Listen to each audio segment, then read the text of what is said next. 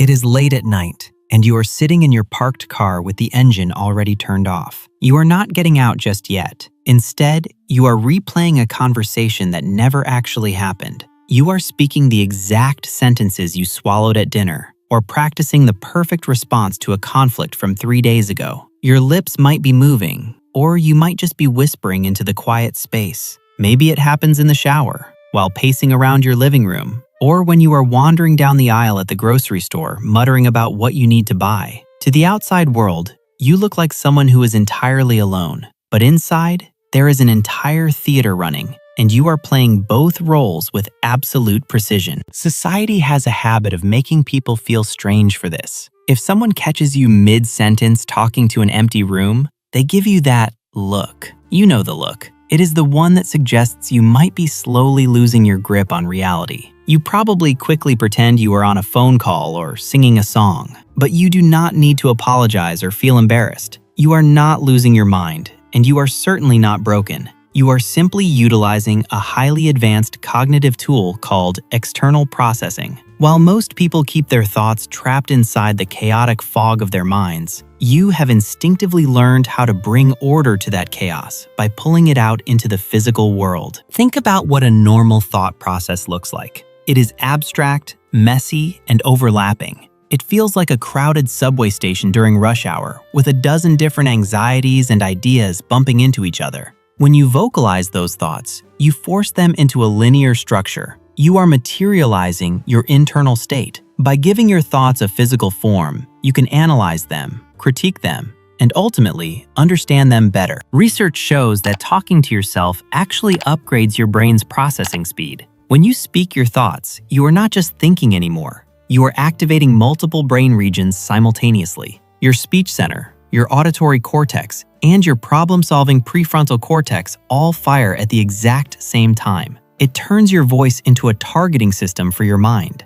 Psychological studies indicate that people who vocalize their search for an object, like muttering the word keys while looking around a messy room, find what they are looking for significantly faster. This is a mechanism known as stimulus upregulation. By saying the word, your brain filters out visual distractions and locks onto the target. But the psychology of self-talk goes much deeper than just finding lost items. It is profoundly connected to how you protect yourself emotionally. Many people who talk to themselves use what researchers call distanced self-talk. You might notice that when you are stressed, you stop using the word I and start using the word you. You will pace the room and say things like, "You can handle this," or "Why did you let that bother you?" By talking to yourself as if you were another person, you immediately create psychological distance from your own stress. You pull yourself out of the panic and step into the role of the objective observer. You become your own therapist and coach. There is also a fascinating link to memory. Studies suggest that reading or speaking information aloud triggers the production effect. The physical act of speaking creates a distinct memory trace in your brain that thinking silently simply cannot replicate. Your brain knows that by speaking something into the room, you are marking that specific piece of information as vital. You process life deeply, and you refuse to let important details slip away unrecorded. However, there is a shadow side to this highly functioning system.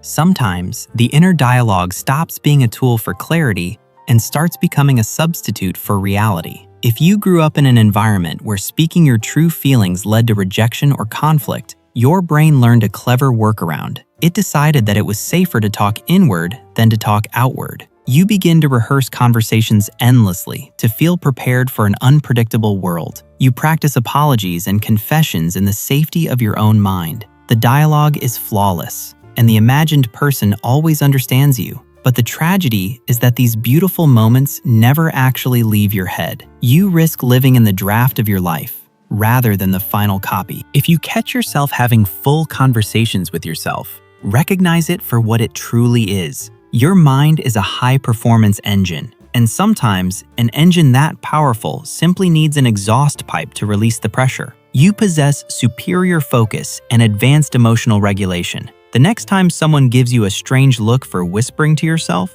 just remember that they are hearing noise, while you are running a cognitive masterclass. You are navigating the complexities of your existence with the only expert you can always trust. If this breakdown helped you understand your own mind a little better, please like the video and subscribe to the channel. Share this with someone who needs to know they are not crazy for talking to themselves. I will see you in the next one.